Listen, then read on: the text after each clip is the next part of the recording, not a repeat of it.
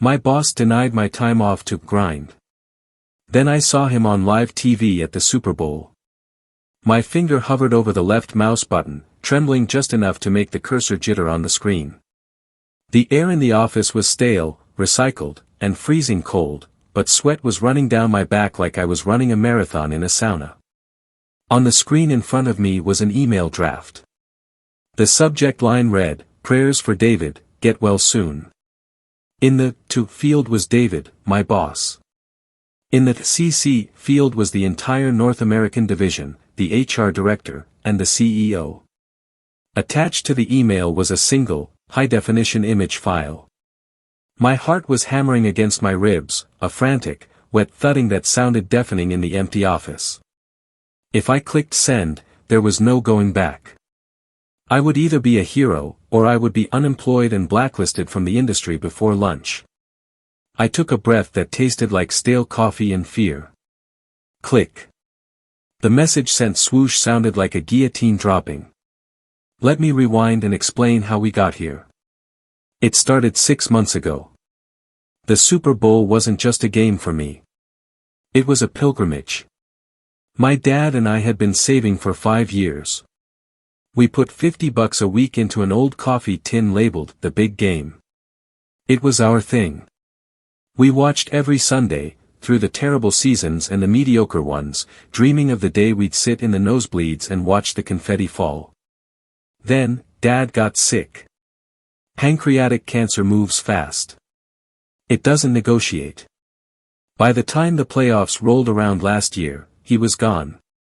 I almost spent the money on the funeral. But my mom stopped me. She handed me the tin and said, "He wanted you to go. Take your brother. Go for him." So I did. I bought the tickets the second they dropped. I booked the flights. I booked a hotel room that cost more per night than my first car. And, most importantly, I submitted my PTO request 6 months in advance. I work in logistics for a mid-sized shipping firm. It's grueling work, high stress, but I'm good at it. I've been the top coordinator for 2 years running. When I submitted the request for the first week of February, the system gave me the green light, status, pending manager approval. I thought it was a formality. Then came David. David was hired 3 months ago to streamline operations. He was a man who spoke exclusively in LinkedIn buzzwords. He didn't have employees, he had human capital. We didn't have problems, we had headwinds. He was obsessed with optics.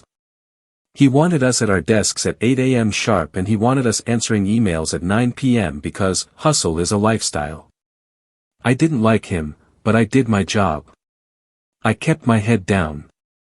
2 weeks ago, I checked my PTO status. Still pending. I knocked on his glass-walled office door. He was practicing his putting on a portable green he'd installed. "David," I said. "Just checking on my time off for next week. The Super Bowl trip." He didn't look up. He tapped the ball. It missed the cup. "Right," he said, straightening his tie. "We need to talk about that. Sit down." I sat. The chair was too low, designed to make you feel small. "Here's the thing," David said, leaning back and tenting his fingers. "We're entering a critical growth phase. The Q1 projections are aggressive. I need all hands on deck. I need warriors, not tourists. I submitted this 6 months ago," I said, my voice steady. "It's for my dad. He passed away. This was our dream." David sighed. It was a loud, theatrical sigh that suggested I was burdening him with my emotions. "I empathize with your loss," he said, sounding like a robot. "Truly. But business is business. If I let you go, I have to let everyone go. It sets a bad precedent. We need to focus on the grind. We need to show corporate that this team is hungry." "I've never taken a sick day," I argued. "I'm the top performer. I have the coverage arranged. Sarah said she'd cover my desk." Sarah needs to focus on her own KPIs, David snapped. Request denied. I need you here. We're going to be doing a deep dive audit of the inventory systems that weekend. It's mandatory. The weekend? I asked. The Super Bowl is on Sunday. Exactly, David smiled. It was a shark's smile. While the competition is watching TV and getting fat, we'll be working. That's how you win. I'll be here right alongside you. Leaders eat last, right? We'll order pizza. It'll be a bonding experience. I walked out of his office feeling like I'd been punched in the gut. I tried to fight it. I went to HR. They told me that PTO is discretionary based on business needs. I tried to reason with him again the next day. I offered to work double shifts for a month. Football is not a valid reason to abandon your team, David told me in front of the entire office. If you aren't committed to this company's vision, maybe you shouldn't be here. The threat was clear. If I went, I was fired. I called my brother. I had to tell him to sell the tickets. He shouted. He cried. He told me to quit. But I couldn't. I have a mortgage. I have student loans. I was trapped. We sold the tickets at a loss on a resale site because it was so last minute. That was the low point. I sat in my car in the parking lot and screamed until my throat was raw. I hated David. I hated this job. But mostly, I hated that he was right, he owned me. Friday came. David gathered us in the bullpen for a pep talk. This weekend is going to separate the wheat from the chaff, he bellowed, pacing back and forth.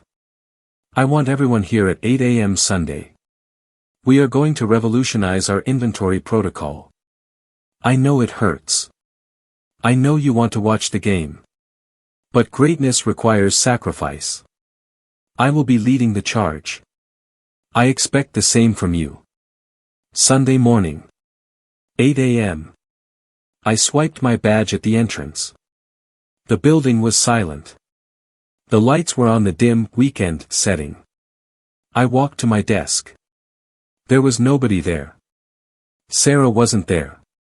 Mike from accounting wasn't there. I checked my email. An automated message from David, sent at 6 a.m. Team, I have instructed the rest of the department to work remotely today to prepare data. I need you, however, to be physically present to verify the hard counts in the warehouse. I unfortunately have come down with a severe stomach bug and will be offline recuperating so I can be at 100% on Monday. I trust you to hold down the fort. Grind on. I stared at the screen. He was sick. The leader who eats last was at home in bed, and everyone else was working from home. I was the only one he had forced to come in. It was personal. He wanted to punish me for asking. He wanted to break me. I walked down to the warehouse. It was freezing. I spent 4 hours counting pallets of cardboard boxes.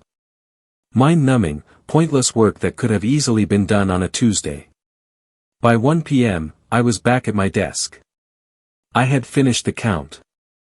There was nothing left to do.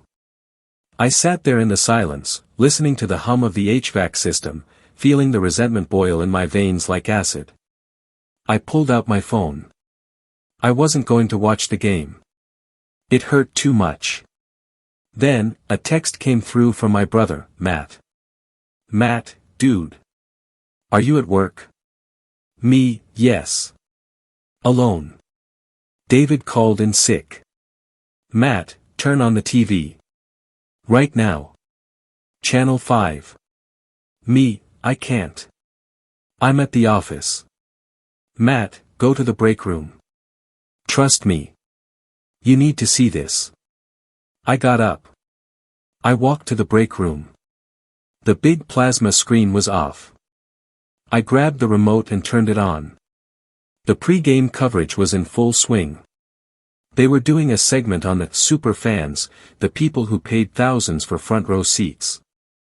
The camera panned across the crowd near the 50-yard line. The image was crystal clear. There were celebrities. There were former players. And there, sitting 3 rows back, painting his face with blue and silver glitter, holding a plastic cup of beer in one hand and a foam finger in the other, was David. I froze. I blinked, thinking maybe the stress was making me hallucinate. I stepped closer to the TV. It was him. There was no mistaking that receding hairline, that pointy chin, that arrogant smirk. He wasn't sick. He wasn't in bed. He was at the Super Bowl. He was sitting in seats that cost $10,000. He had denied my request to honor my dead father, so that he could go. He had forced me to come into an empty office on a Sunday to count boxes just to keep me locked down while he lived my dream. "You son of a..." I whispered. I whipped out my phone. I didn't take a blurry photo. I waited. The camera panned back to him. I snapped 10 photos in rapid succession. I recorded a video clip. I zoomed in on the photo. He was wearing a lanyard. A VIP lanyard. My phone buzzed again. Matt sent me a screenshot. "Matt, I rewound the DVR. Look at the guy next to him. Isn't that the vendor from the logistics conference? The one trying to get our contract?" I looked at the photo Matt sent. It was Greg from Fast Track Shipping. David wasn't just lying about being sick. He was accepting gifts from a vendor. That was a violation of company ethics policy. A fireable offense. I ran back to my desk. My hands were shaking so hard I could barely type. I logged into Slack. I checked David's status. "David, out sick, do not disturb." I sent him a message. I needed to nail the coffin shut. I needed him to lie on the record. Me, "Hey David, hope you're feeling better. I finished the warehouse count. Just wanted to check in before I leave. Are you around for a quick call?" 3 minutes later, the reply came. "David, can't talk. Retching. Migraine. Just email me the report and clock out. Don't bother me." "Retching," I said aloud. "Migraine." I looked at the photo of him screaming at the Jumbotron with a mouthful of nachos. I sat there for a long time. I felt a cold calm wash over me. It was the calm of a sniper adjusting his scope. I could go to HR tomorrow. I could print the photos and slide them under the door. But HR had failed me. HR had protected him. HR had told me business needs came first. No. I wasn't going to report him quietly. I was going to nuke him from orbit. I opened a new email. I typed the subject line, "Prayers for David, get well soon." I started typing the body. "Hi team. I know we are all working hard this weekend to meet our Q1 goals. I am currently in the office wrapping up the inventory audit as requested. However, I am deeply concerned about David's health. He informed us this morning that he is suffering from a severe stomach bug and is bedridden. I know how committed David is to our grind set and how he believes leaders eat last, so for him to miss this critical day, he must be in terrible shape. I was watching the Super Bowl coverage just now in the break room, hoping to catch a glimpse of the game we all sacrificed to miss, and I saw something startling. It appears there is a man who looks exactly like David, sitting in the VIP section with our vendor from Fast Track Shipping. I've attached the photo. The resemblance is uncanny. It must be a doppelganger, because David is at home sick. But just in case, I wanted to share this so we can all send our thoughts and prayers to David for a speedy recovery from his illness. Best. Noah. I attached the photo. I attached the screenshot of his Slack message saying he was retching. I added the recipients. Every single employee. The CEO. The board of directors. The ethics hotline email. I hovered over the send button. If I did this, there was no turning back. I was blowing up the bridge while I was standing on it. But then I thought about my dad. I thought about the coffee tin. I thought about the text from my brother saying we had to sell the tickets. I thought about David saying, "Greatness requires sacrifice." "You're right, David," I whispered. "Sacrifice this." Click. Sent. I stood up. I grabbed my coat. I grabbed my personal items from my desk. I didn't even clock out. I walked out of the building and into the cold afternoon air. My phone started buzzing before I even reached my car. First, it was a text from Sarah. "Sarah, OMFG. Then Mike.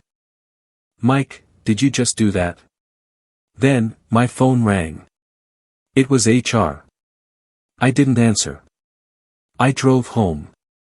I stopped and bought a 6-pack of the most expensive beer I could find. I went to my brother's house. "Did you do it?" Matt asked as I walked in. "Check your email," I said, cracking a beer. "I CC'd you." We sat there and watched the rest of the game. We laughed. We drank. By halftime, my phone was vibrating so constantly it was moving across the table on its own. There was a voicemail from the VP of Human Resources. "Noah, this is Brenda. Please answer your phone immediately. We need to discuss the communication you just sent. This is a highly sensitive matter." I turned my phone off. Monday morning. I didn't wear a suit. I wore jeans and a hoodie. I drove to the office at 9 a.m. I swiped my badge. It still worked. That was a surprise. The office was buzzing. It wasn't the usual Monday morning drone. It was the electric hum of scandal. People were huddled in groups, whispering. When I walked in, silence rippled through the room like a wave. Sarah looked at me with eyes wide as saucers. She gave me a tiny, covert thumbs up. David's office was dark. His door was closed. "Noah," the receptionist said. She looked terrified. "They want you in the boardroom. Now." I walked to the boardroom. The long walk. The Green Mile. I opened the door. Sitting at the table was the CEO, the VP of HR, and the General Counsel. And sitting in the corner, looking like he had actually contracted a stomach bug, was David. He was pale. He was sweating. He wasn't wearing his usual power suit, he was wearing a wrinkled shirt. "Sit down," the CEO said. I sat. "Noah," the CEO began.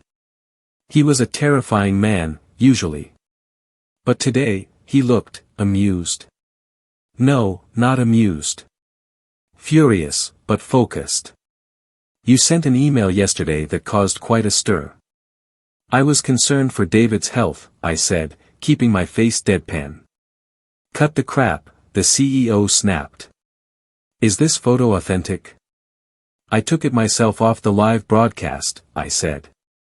"And the timestamp on the Slack message corresponds to the pregame show." The CEO turned to David. "David," he said. His voice was quiet, which made it worse. "Did you deny Noah's PTO request for this specific event?" David swallowed. It was a business decision. We needed coverage." "You denied his request to attend a memorial trip for his father," the CEO corrected, looking at a file in front of him. "So that you could attend the same event with a vendor?" "I didn't go with the vendor." David stammered. "I ran into him there. It was a coincidence." "We checked the corporate card," David, the general counsel spoke up. "You charged the flight to the company. You labeled it, Client Development, Phoenix. The Super Bowl was in New Orleans." David slumped in his chair. "And," the CEO continued, "we checked the vendor contracts. Fast Track Shipping just got a massive renewal last week. A renewal you authorized. Without competitive bidding. That's a kickback," I said. That, the CEO said, is corporate fraud. David looked at me. His eyes were full of hate. You ruined everything, he hissed. You insubordinate little. You're fired, David, the CEO interrupted. You are terminated for cause. Effectively immediately. Security is waiting to escort you out. Do not return to your office. David stood up. He looked like he was going to cry. He walked out of the room, flanked by 2 security guards. The door closed. The CEO looked at me. Now, about you, he said. I braced myself. I know. Unauthorized use of company email. Unprofessional conduct. I'll pack my desk. You exposed a 6-figure embezzlement scheme, the CEO said. David was taking kickbacks from 3 different vendors. We've been trying to pin him down for months.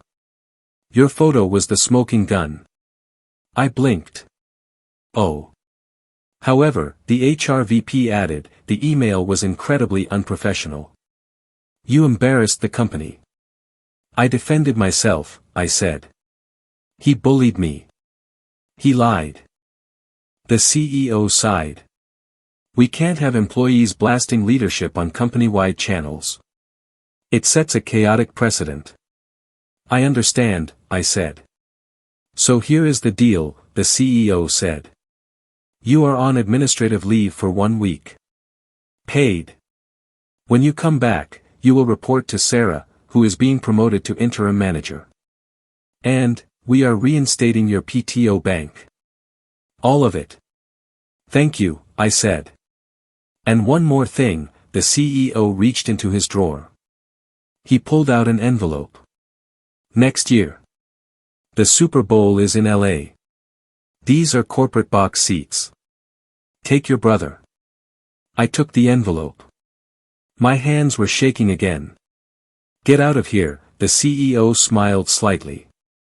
And don't ever email me again unless the building is on fire. I walked out of the boardroom. I walked past David's empty office. The "Hustle" poster was still on the wall. I went home. I picked up my brother. We went to the cemetery. I put the envelope on Dad's headstone. We're going, Dad, I whispered. We're going in style.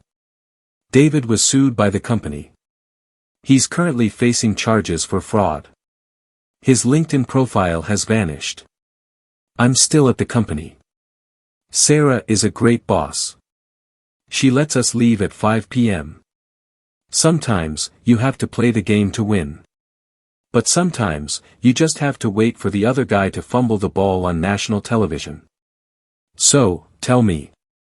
Am I the monster for nuking my boss's career with a reply all email, or did he just get tackled by his own lie? If you have made it this far and want to see more videos like this, then kindly subscribe and turn on notifications so you may never miss another story like this.